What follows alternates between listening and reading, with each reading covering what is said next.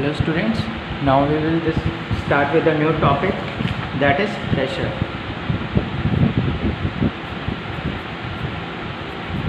Pressure means दबाव, जो हिंदी में हम दबाव कहते हैं। अब इसका मतलब क्या होता है डे टू डे लाइफ में, इसका मतलब क्या होता है, कहाँ एक्ट करता है, किस चीज़ पे डिपेंड करता है, ठीक है। ये सब हम इस चैप्टर में पढ़ेंगे और कुछ न्यूमेरिकल्स भी हैं जो हम इसमें डिस्कस करेंगे, ठीक है। तो पहले जान लेते हैं प्रेशर क्या होता है। प्रेशर फोर्स आप तो समझ गए, ठीक है। अब प्रेशर कुछ नहीं होता है, it is just a force that is exerted on पर यूनिट एरिया। वो फोर्स जो किसी एरिया पे लग रहा हो उसे हम प्रेशर कहते हैं, ठीक है। पर यूनिट एरिया मतलब single. For example force upon area जो लिख रहे हैं, लेंथ एरिया किसी भी ऑब्जेक्ट का हो सकता है, चाहे वो सर्कुलर हो, ठीक है, कोई भी शेप का हो या साइज़ का हो, हर जगह प्रेशर एक्ट करता है, ठीक है। और प्रेशर क्या होता है, प्रेशर जो यूनिट एरिया पे एक्ट करता है। यहाँ पे फॉर्मूला आपको दिख रहा होगा, प्रेशर क्या हो रहा है, force exerted per unit area of an object is known as pressure. This is force exerted per unit area. Division में जब भी कुछ होता है वो पर कहते हैं ना उसको, तो it is per unit area of any object और on an object is known as pressure, ठीक है। अब यहाँ पे आपको फोर्स अपॉन एरिया दिख रहा है। फोर्स आपको पता है न्यूटन में हम डिनोट करते हैं, और एरिया मान लेते हैं कोई रेक्टेंगुलर चीज़ है, ठीक है, तो क्या होगा, L/B होगा, ठीक है। न्यूटन अपॉन लेंथ मीटर में होती है, ब्रेथ भी मीटर में होती है, तो ये क्या हो गया, न्यूटन अपॉन मीटर स्क्वायर। तो प्रेशर की यूनिट क्या हो गई, न्यूटन पर मीटर स्क्वायर, ठीक है। इसको हम SI यूनिट कहते हैं प्रेशर की, ठीक है, SI यूनिट ऑफ प्रेशर। इस टर्म को हम कहते हैं पास्कल, ठीक है, पास्कल, क्योंकि इन्होंने इसको दिया था, ठीक है। तो जब भी हम प्रेशर की बात करेंगे हम उसे पास्कल में डिनोट करते हैं, P capital and small a, ठीक है। अगर लिखा है 1 किलो पास्कल तो इसका मतलब है 1000 पास्कल, ठीक है।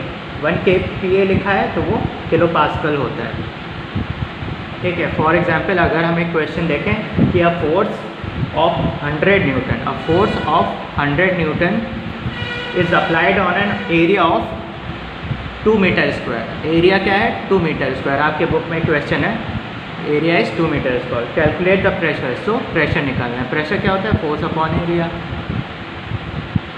फोर्स है 100 अपॉन 2। अब हम इसे सिंपली निकाल देंगे, ठीक है। 50 हो गया, 50 आया आंसर। प्रेशर को क्या लिखेंगे, 50 न्यूटन पर मीटर स्क्वायर भी लिख सकते हैं, और 50 पास्कल्स PA, सिंपली हम PA भी लिख सकते हैं, ठीक है। अब ज़रा हम फोर्स को देखते हैं कि फोर्स किस पे डिपेंड करता है, और सॉरी प्रेशर का डिपेंडेंस जो है वो किस पे है, किस पे डिपेंड करता है। तो प्रेशर अपने फॉर्मूले पे ही डिपेंड करेगा।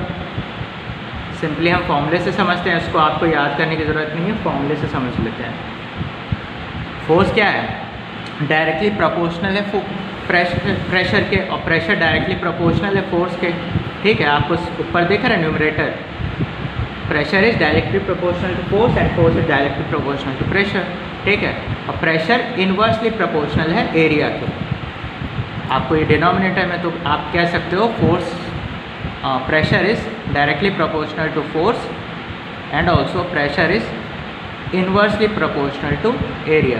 इसका मतलब अगर फोर्स बढ़ेगा तो प्रेशर बढ़ेगा, अगर प्रेशर कम हो रहा है तो फोर्स भी कम लग रहा होगा, ठीक है।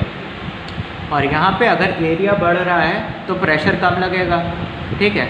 यहाँ पे क्या होगा, अगर एरिया इंक्रीज़ हो रहा है तो प्रेशर कम लगेगा, ठीक है। और अगर एरिया कम हो रहा है तो प्रेशर बढ़ेगा।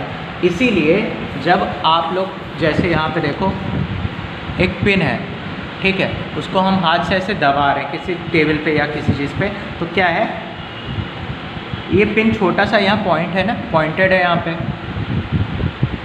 ये पिन यहाँ पे पॉइंटेड है, निडल पॉइंटेड होती है, नाइफ पॉइंटेड होता है, ठीक है।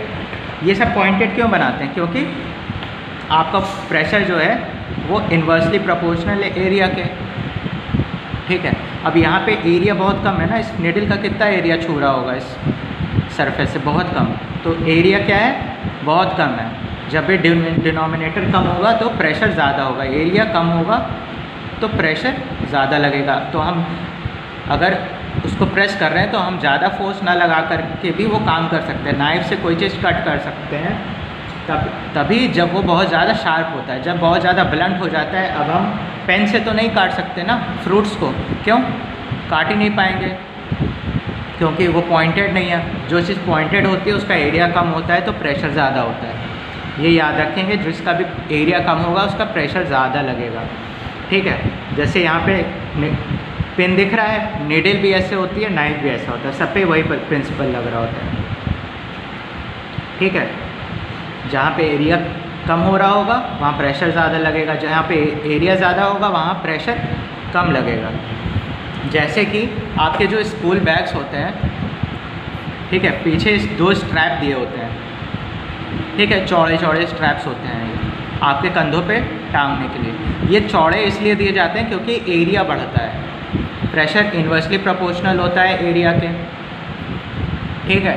तो जब स्ट्रैप्स का एरिया बढ़ जाता है तो जो लोड होता है बैग का वो आपके पीठ पे, शोल्डर्स पे डिवाइड हो जाता है, फैल जाता है। तो आपको एक तरफ या एक ही जगह पे ज़्यादा प्रेशर फील नहीं होता है, ओके। इसीलिए स्ट्रैप्स जो होते हैं बैग के वो चौड़े दिए जाते हैं। ये देखिए आपके क्वेश्चन में भी है यहाँ पे, जो स्कूल बैग्स है वाइड स्ट्रैप्स, ठीक है, क्योंकि प्रेशर लेस पड़ेगा, प्रेशर कम हो जाएगा क्योंकि एरिया बढ़ रहा है यहाँ पे। नाइफ बेटर काटती है कोई ब्लंट नाइफ से अच्छी, क्योंकि एरिया कम हो रहा होता है तो प्रेशर अच्छा लग रहा होता है। Wire tip of needle is sharp, क्यों? क्योंकि उसका एक टिप जो होता है बहुत छोटा एरिया का होता है तो प्रेशर बहुत ज़्यादा लग रहा होता है,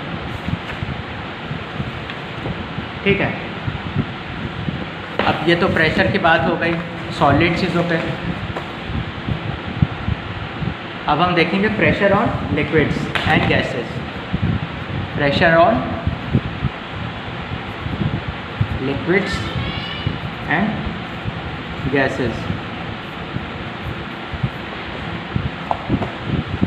अब क्या होता है, प्रेशर लिक्विड और गैस पे कैसे एक्सर्ट करता है देखते हैं।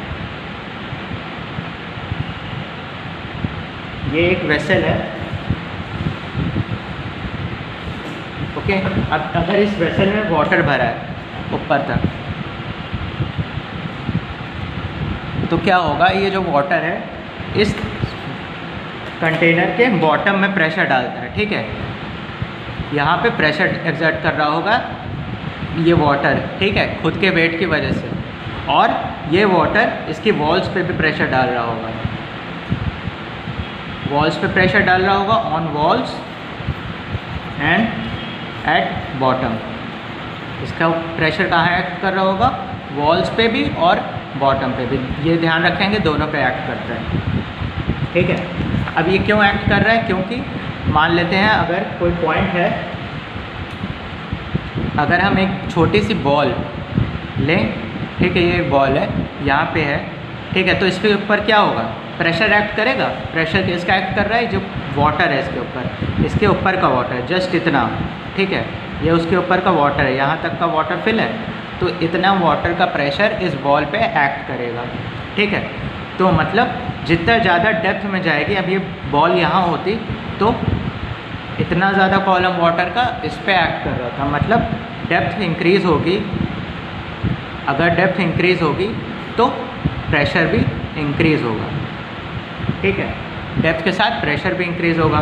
डेप्थ कम होते जाएगी, अगर ये बॉल यहीं पे होता, ठीक है, ये बॉल यहीं पे होता तो बस इतना सा पानी उसके ऊपर होता और उसी का वेट उस पर एक्ट कर रहा होता, प्रेशर एक्ट कर रहा होता, तो डेप्थ के साथ प्रेशर इंक्रीज़ होता है। इसीलिए जब अगर हम इस पर यहाँ पे एक छेद कर दें तो क्या होगा, पानी निकलेगा ऐसे, और अगर हम यहाँ पे एक छेद करें तो बहुत थोड़ा सा पानी कम फोर्स के साथ यहाँ गिरेगा, अगर नीचे छेद करेंगे तो ज़्यादा प्रेशर के साथ आगे तक गिरेगा। इसीलिए क्योंकि इसके प्रेशर ज़्यादा पड़ रहा है, जितना हम डेप्थ में जाएंगे, डेप्थ इंक्रीज़ होगी तो प्रेशर इंक्रीज़ होगा। ठीक है, ऐसे काम करता है प्रेशर लिक्विड्स पे। प्रेशर का एक फॉर्मूला होता है जो आपके सिलेबस में नहीं है, लेकिन फिर भी आप लोग जान सकते हैं। Pressure equals to rho g h. Rho is density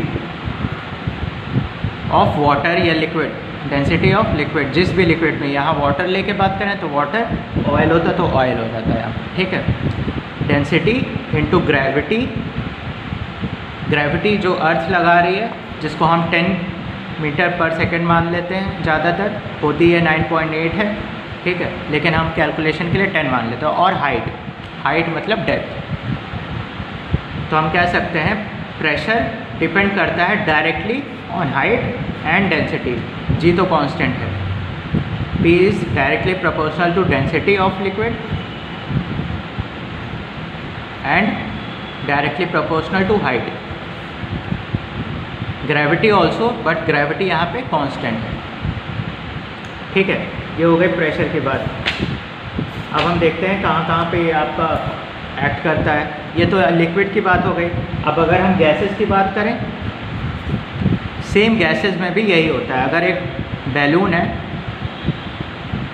अगर इसमें एयर पंप किया माउथ से तो क्या होगा, बैलून फूलेगा। बैलून क्यों फूल रहा है, क्योंकि उसके जो पार्टिकल्स हैं वो आपस में एक दूसरे से दूर जा रहे होते हैं, क्योंकि वो लूजली बॉन्ड होते हैं। आप लोगों ने पढ़ा होगा solid, liquid and gases.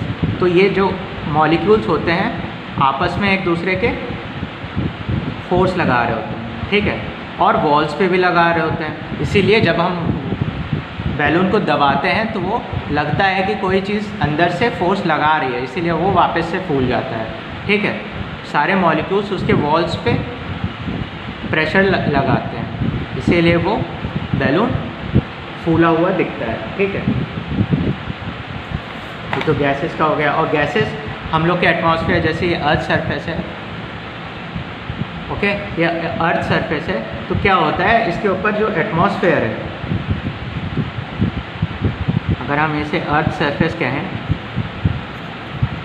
Earth surface, तो इसके ऊपर जो एटमॉस्फेयर है, जो लेयर है एटमॉस्फेयर की, एयर की, ये कुछ 300 किलोमीटर तक होती है। एटमॉस्फेयर जो होता है, जितना ज़्यादा नीचे आएंगे उतना ज़्यादा डेंस होता जाएगा एटमॉस्फेयर। ठीक है, जितना ज़्यादा ऊपर जाएंगे एटमॉस्फेयर रेयरर होता जाएगा, हल्का होता जाएगा, फिर ऊपर स्पेस आ जाएगा, वहाँ पे कोई हवा नहीं होगी। ठीक है, तो हम ये क्या जानते हैं कि एयर का प्रेशर बॉटम पे एट अर्थ सबसे ज़्यादा होता है। तो अगर कोई इंसान यहाँ पे खड़ा है तो क्या होगा, जैसे लिक्विड में बताया था बॉल का एग्जांपल, तो क्या होता है ह्यूमंस के ऊपर भी जितना ऊपर उसके एयर होगा, एटमॉस्फेयर होगा, वो सारा प्रेशर 300 किलोमीटर तक का लगभग जो भी एयर है वो सारा प्रेशर आपके ऊपर एज अ कॉलम एक्ट करती है।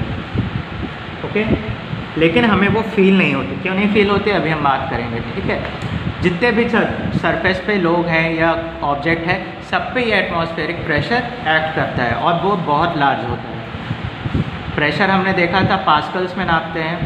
ठीक है, जैसे न्यूटन पर मीटर स्क्वायर कहते हैं। लेकिन हम अगर गैस की बात करें, क्योंकि प्रेशर गैस का बहुत ज़्यादा होता है, तो हम उसको mm of mercury column, mercury column, ठीक है, एक ऐसा प्रेशर गॉज होता है जिसमें एक पतली सी ट्यूब होती है जिसमें मरकरी फिल्ड होता है।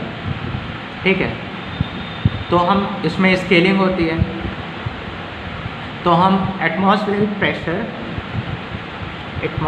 प्रेशर को mm of Hg column, mm of Hg mercury column में हम नापते हैं। ठीक है, और ये स्टैंडर्ड एटमॉस्फेरिक प्रेशर, एक atmospheric pressure, unit atmospheric pressure होता है 760 mm ऑफ मर्क्यूरी कॉलम।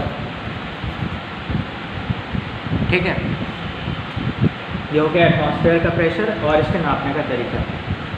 अब इसमें देखते हैं कि एटमॉस्फेयर का प्रेशर जब ह्यूमंस पे एक्ट कर रहा है तो ये लगता क्यों नहीं है, इस पर प्रेशर एक्ट हो रहा है तो फील क्यों नहीं होता ह्यूमंस को, या हमको इतने भार जब हमारे ऊपर इतना सारा एयर कॉलम एक्ट कर रहा है हमारे सर पर, हमारी बॉडी पे इतना सारा एयर कॉलम 300 किलोमीटर के लगभग का एक्ट कर रहा है तो हमें फील क्यों नहीं होता? वो इसलिए क्योंकि जो हमारा ब्लड प्रेशर है, blood pressure is slightly higher than the atmospheric pressure. हमारा जो ब्लड प्रेशर होता है वो जो बीपी होता है, जो बीपी नापते हैं, ठीक है, वो क्या होता है ज़रा सा ज़्यादा होता है एटमॉस्फेरिक प्रेशर से, इसीलिए वो कंपनसेट कर लेता है, इसीलिए हमें लगता नहीं है या फील नहीं होता है कि इतना सारा भार हमारे ऊपर एक्ट कर रहा होता है, ठीक है।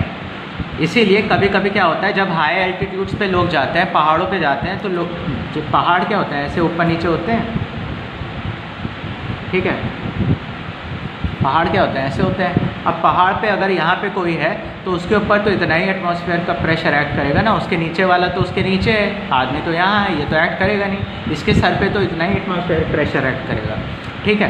तो क्या होगा वहाँ पे उसके ऊपर कम एटमॉस्फेरिक प्रेशर एक्ट कर रहा है और ब्लड प्रेशर तो सेम रहेगा। ब्लड प्रेशर कांस्टेंट है ह्यूमन बॉडी का जो कि 120/80 होता है, आप लोग बायो में पढ़ेंगे ये चीज़, ठीक है।